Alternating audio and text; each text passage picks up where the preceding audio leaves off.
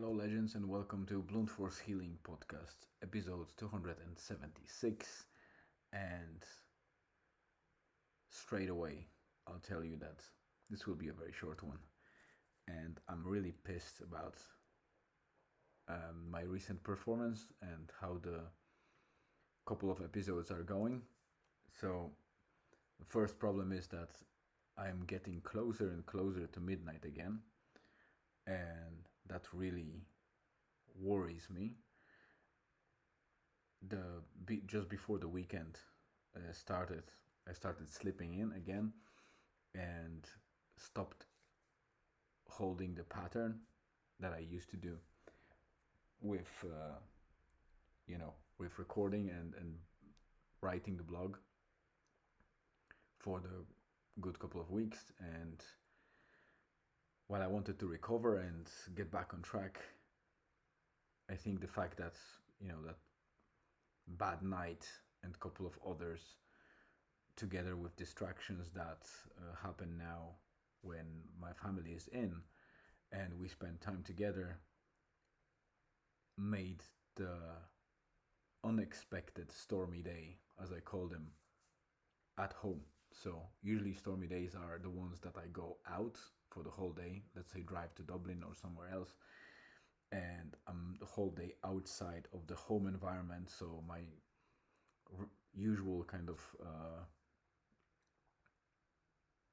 schedule or order of things to do is affected, and it seems like now it happened internally at home because of that, underslept nights, the the presence of the guests, which is my family. So we are a little bit organized differently. I have more distractions. They are good distractions, but still distractions. So I kind of learned the lesson today that even those good things can become, a chaos creators, or making a storm, even internally at home in my environment that I usually am comfortable with and do writing and recording at my own pace and properly long before the midnight comes. And this is 23:49, which is 11:49 p.m. So it's literally 10 minutes to midnight that I'm recording this episode. Fortunately, I managed to write the blog post, um, a couple of minutes ago, so it's published. So I didn't lose the streak, and while it's not the priority to not lose the streak, but to keep the routine going, but also I don't want to write posts just for the sake of writing the post. So the update is still there. Today is a big amnesia, I would say, day, because I think the busyness at work and a lot of meetings that happened today made make me feel like,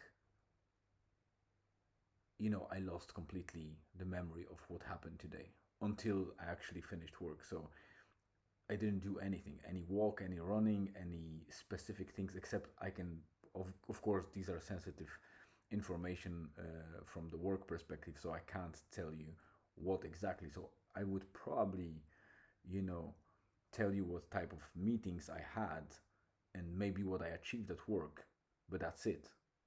I didn't fulfill anything in for myself or in kind of private life across the day. So after we wrapped up the work day, we jumped into the car, packed things together, and the surfboards as well, and the wetsuits, and went straight to Rosnola. So I wanted to show my mother and my brother another beach or another kind of point of interest. We were at Murvach yesterday, so we decided that we'll go to Rosnola today, mainly because of for that experience of just driving into the beach and stopping the car on the beach. So it's something quite unusual, I think, in general. So I wanted them to experience that because they saw it on the pictures, but it's different when you're in.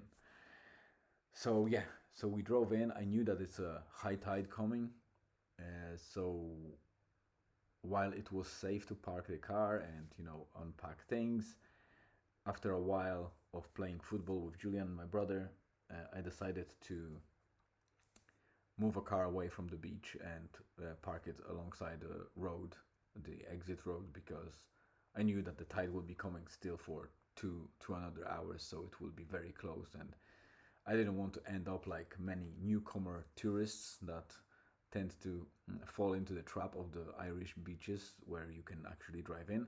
People forget about the tides and they go fairly close to the ocean. And well, it might feel like you're far from the ocean, but if the tide is coming and you are kind of distracted by spending time and relaxing at the beach, sometimes it's very late when you realize that your wheels of the car are actually in the water. Even if it's a shallow water, it's already too late because the sand underneath is very loose and it's practically impossible to get out of that sand with most of the cars, except for, a proper, I would say, Land Rover Defender, or cars that are really 4x4 and made for off road. So many people usually end up, looking for farmers with the tractors that are just pulling people out of water. And some of these cars are kind of wasted or need some repair. You're very lucky if you manage to get out of the water before it actually gets the water into something critical. So yeah, I obviously learn from others' mistakes if I can, and I knew that these scenarios are happening very often. So I'd rather move the car early while I was observing the tide coming, and I was right.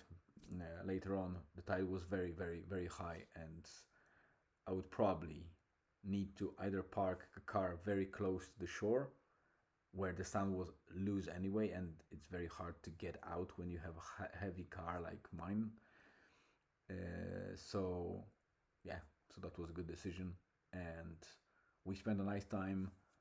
We ate on the beach, had a couple of drinks, and Julian and my wife went even to surf a bit. Although the ocean was very choppy and there was a lot of waves, they were not like the preferable waves for the professional surfers, but they were good for beginner surfers like us, so they could practice a little bit more. I didn't go to the water. I might go tomorrow because tomorrow is expected to have, good weather. So let me wrap up because it's 5 minutes to midnight. I want to upload it and make sure that it's done before midnight. I'll record something longer tomorrow and much earlier. So stay tuned and see you on Thursday.